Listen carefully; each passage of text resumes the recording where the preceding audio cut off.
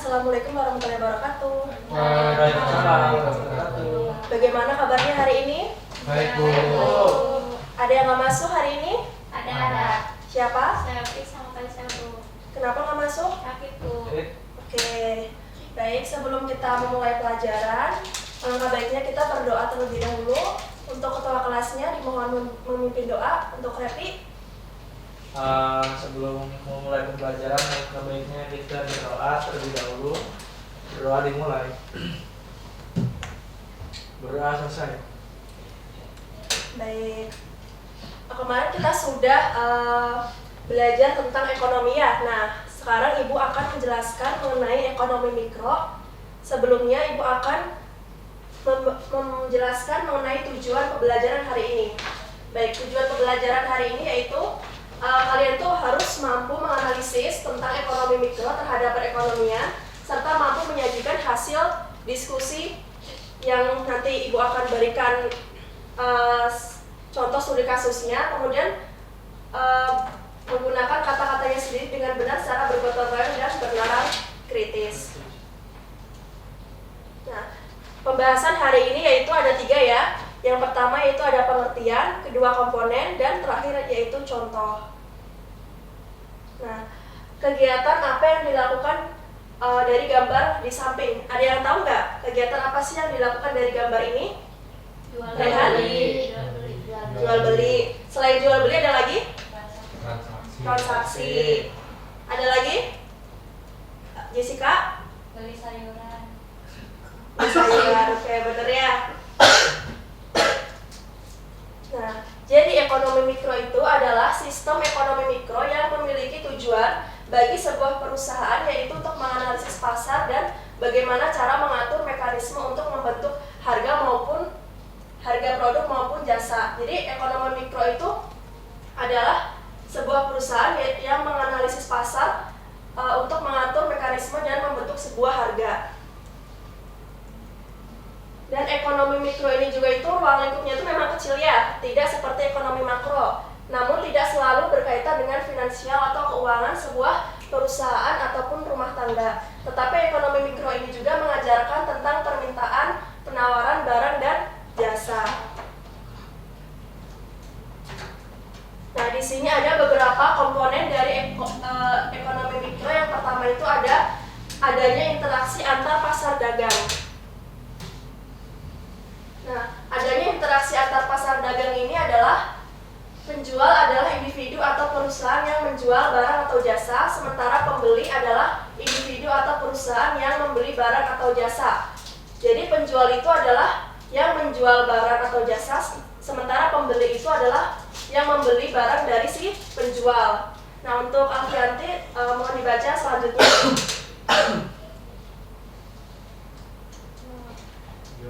Barang atau jasa, sementara pembelian adalah individu atau perusahaan yang membeli barang atau jasa, di mana keduanya biasanya membuat kesepakatan harga dalam melakukan interaksi pasar barang. Hal ini berupa transaksi jual beli, tawar menawar harga, pemasaran serta pertukaran informasi. Nah, jadi interaksi antar pasar dagang itu yaitu membuat kesepakatan harga dalam melakukan interaksi pasar barang. Nah, hal ini seperti jual beli, tawar menawar harga, pemasaran, dan pertukaran informasi. Nah, yang seperti sudah dijelaskan gambar ini sudah jelas ya anak-anak ya. Iya, Bu. Nah, selanjutnya komponen kedua yaitu aktivitas dari penjual dan pembeli, yaitu penjual menginginkan keuntungan yang maksimal, sementara pembeli itu menginginkan barang atau jasa yang sesuai dengan kebutuhan dan dapat dijual dengan keuntungan. Jadi aktivitas dari penjual pembeli ini tuh penjual menginginkan keuntungan, sementara pembeli itu menginginkan barang yang diinginkannya. Komponen yang ketiga yaitu interaksi antara konsumen dengan produsen, yaitu interaksi antara produsen dan konsumen dalam pasar merujuk pada hubungan yang terjadi antara pihak yang memproduksi barang atau jasa dan pihak yang membeli dan menggunakannya. Nah, interaksi itu kayak seperti produsen dan konsumen itu, produsen yaitu yang memproduksi, sedangkan konsumen itu yang mengkonsumsinya gitu. Jadi interaksinya itu seperti itu. Nah, sebelum kita ke contoh ekonomi mikro, Ibu akan menjelaskan lebih detail lagi materi ini menggunakan media pembelajaran. Nah, Ibu mau memanggil dua siswa yaitu Rehan sama Nurul. Mohon maju dulu ya. Nah, di sini Nurul sebagai pembeli, sedangkan Rehan sebagai penjual. Nah, kalau misal di pasar, Rehan menjadi penjual ikan, sementara Nurul itu membeli ikan. Nah, bagaimana sih interaksi kalau misal kalian ke pasar gitu, jadi penjual dan pembeli? Oke. Contohnya. Permisi Pak, Ya, Bang Ganeng. jual ikan ya? Jual nih, nuju masih seger. Ada ikan apa aja Pak? Ada ikan nila, gurame, ada pindang juga. Nanti mau nyari apa? Kalau salmon nggak ada ya? Salmon nggak ada, lagi kosong. Gurame ada? Gurame ada.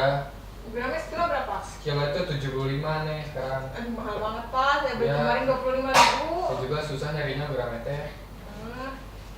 Harus turunin dikit Pak, 50 lah. Paling 60 ya. 55. Ya udah sekaneng mana nih? Anjing. Udah Pak, beli sekilo boleh. Sama nilainya sekilo ya. Ya. Berapa Pak?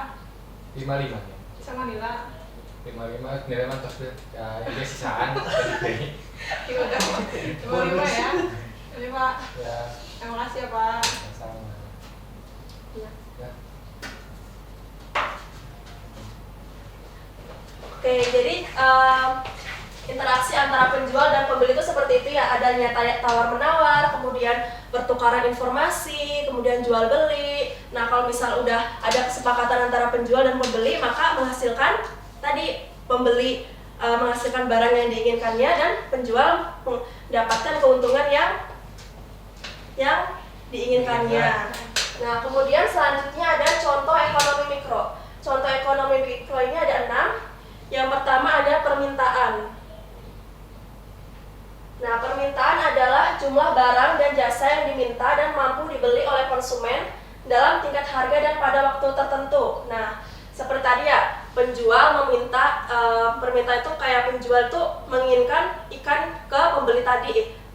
Pembeli tadi itu menginginkan ikan ke penjual ikan tadi gitu. Jadi dinamakan permintaan. Dan yang kedua yaitu penawaran, jumlah barang yang tersedia untuk dijual dan ditawarkan kepada pihak produsen ataupun penjual yang seperti tadi ya, transaksi tadi ya.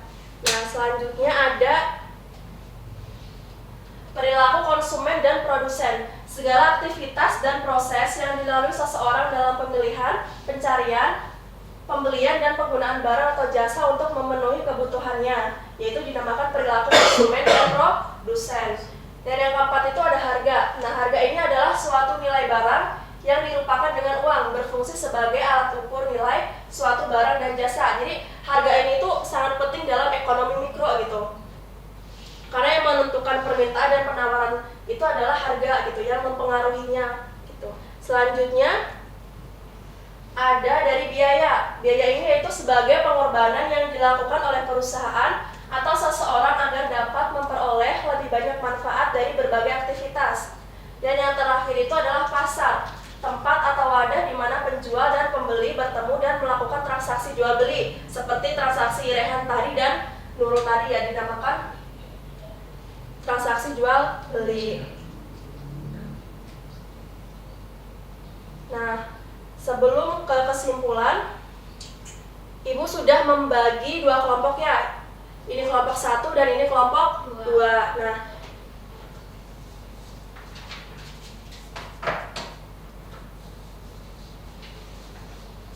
ini ada contoh studi kasus. Nanti kalian mengerjakan sesuai petunjuk pengerjaan yang ada di lembar kerja di sini. Ini untuk kelompok 2. Ibu akan memberikan waktu selama 5 menit. Nanti kalian akan mempresentasikan di depan. Ini sebagai nilai kelompok ya, untuk semester sekarang.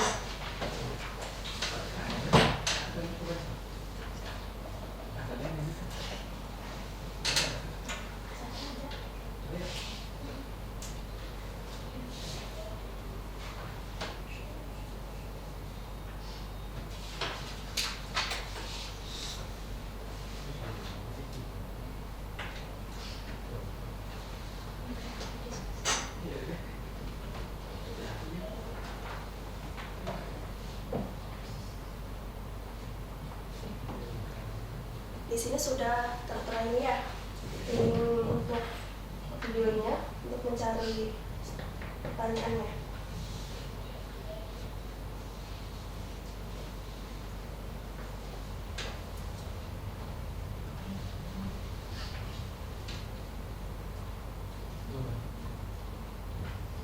Nah ini sudah ada linknya, nanti tinggal diklik aja di HP, nanti analisis.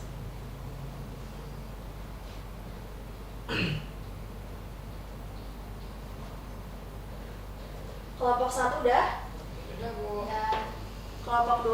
udah Bu. Oke, kelompok 1 boleh maju duluan untuk mempresentasikan hasil diskusi kalian.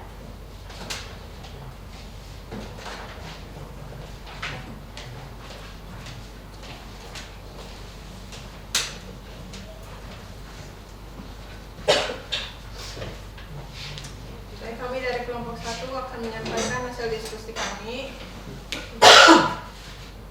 Pertanyaan yang pertama,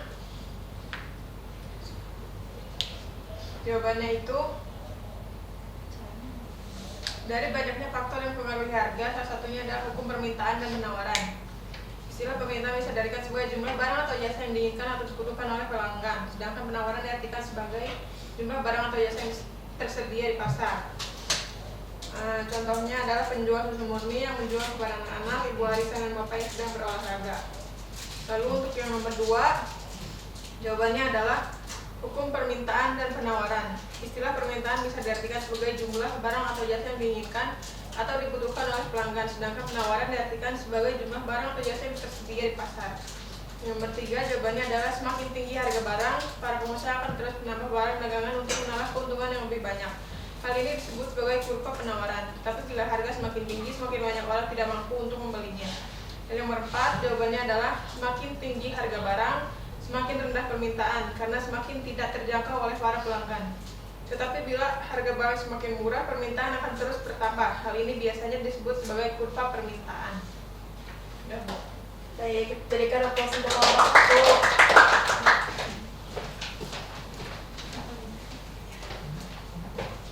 1. Untuk kelompok 2 silahkan maju ke depan.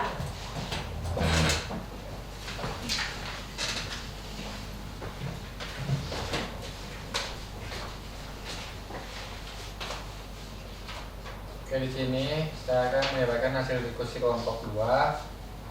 Untuk hasil diskusi yang pertama, harga dipengaruhi oleh beberapa faktor. Salah satunya adalah hukum permintaan dan penawaran. Contohnya dari masalah kenaikan cabai rawit merah pada tahun 2021, di mana cabai rawit merah adalah salah satu bahan pangan yang mengalami kenaikan harga pada 2021 sehingga jumlah cabai rawit merah yang diminta masyarakat menurun. Kedua ada permintaan, ada jumlah barang yang diinginkan dan dapat dibeli oleh konsumen, sedangkan penawaran adalah jumlah barang yang dapat ditawarkan oleh penjual. Yang ketiga yaitu penyebab kenaikan harga cabai rawit merah, yaitu karena gagal panen yang terjadi di sejumlah sentra produksi akibat tingginya curah hujan sehingga kurangnya pasokan cabai dan suplai terbatas. Semakin tinggi harga cabai rawit merah, maka jumlah permintaan akan semakin rendah karena tidak terjangkau oleh konsumen. Hukumnya, ketika harga suatu barang naik, maka jumlah yang diminta turun. Sebaiknya, ketika harga suatu barang turun, maka jumlah yang diminta naik. Bagus ya, berikan aplaus ke kelompok 2. Nah, jadi kesimpulan dari presentasi tadi itu sama aja ya, meskipun studi kasusnya yang satu tentang susu murni, yang satu tentang cabai rawit, tapi dua-duanya itu sama aja tentang harga. Jadi harga itu sangat mempengaruhi banget dalam ekonomi mikro gitu. Nah, harga juga itu dari banyaknya faktor yang mempengaruhi harga itu salah satunya itu tadi ada hukum permintaan dan penawaran. Jadi kalau semakin permintaan itu semakin tinggi, maka semakin turun juga Permintaan. Ayo, kalau tadi hukumnya permintaan gimana? Semakin tinggi harga, semakin turun permintaan. Kalau hukum penawaran apa, Rehan? Semakin tinggi harga, semakin tinggi juga yang dijual. Oke, bener ya. Nah, yang terakhir yaitu kesimpulan.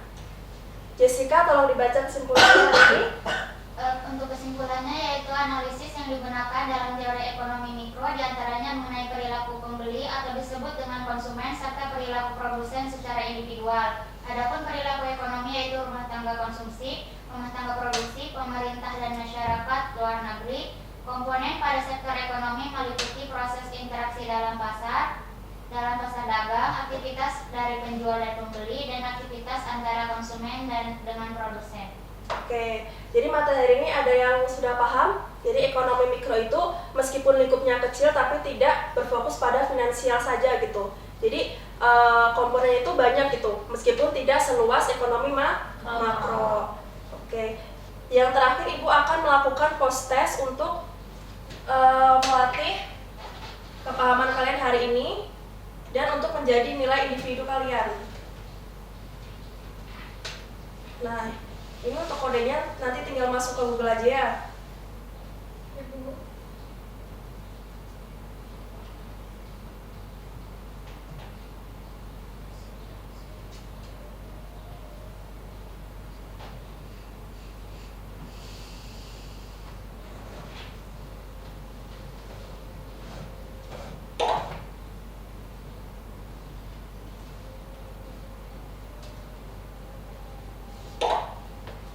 Oke, 1, 2.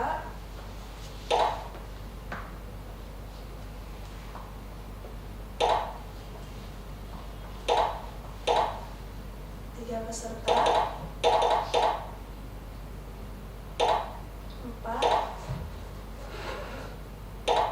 5. Oke, udah semua ya.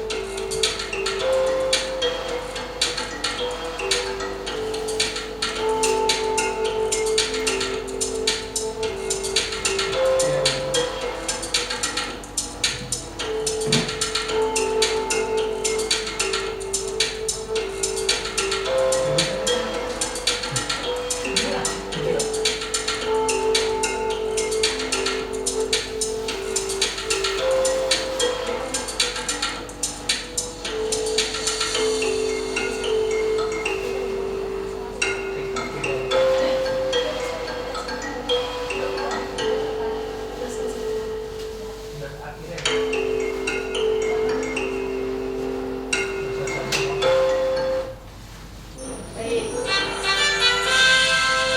Di sini yang juara 1 Ciu, siapa Ciu? Aku. Oh, Cici, fisika. Terus yang juara 2 Aigawat siapa? Nurul. Yang ketiga kupu-kupu? Rehan. Oke, nanti juara 1 Ibu kasih voucher ke pasar ya. Nanti belanja ke pasar sepuasnya. Baik, post test sudah selesai ya. Ini jadi nilai individu kalian untuk semester sekarang. Sebelum kita mengakhiri pembelajaran hari ini, Ibu ada ice breaking terlebih dahulu untuk menambah semangat kalian hari ini. Dimohon berdiri. Jadi nanti ikutin Ibu ya. Tepuk semangat. Semangat.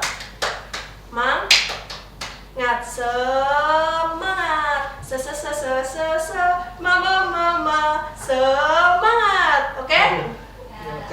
Ulang lagi ya. Oke. Tepuk semangat. Semangat. Semangat. Semangat. Oke. Baik, untuk pembelajaran hari ini mungkin sudah selesai. Untuk pertemuan selanjutnya Ibu akan menjelaskan mengenai contoh dari pasar. Untuk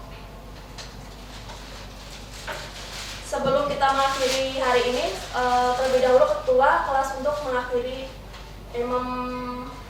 membacakan doa untuk pulang bersama.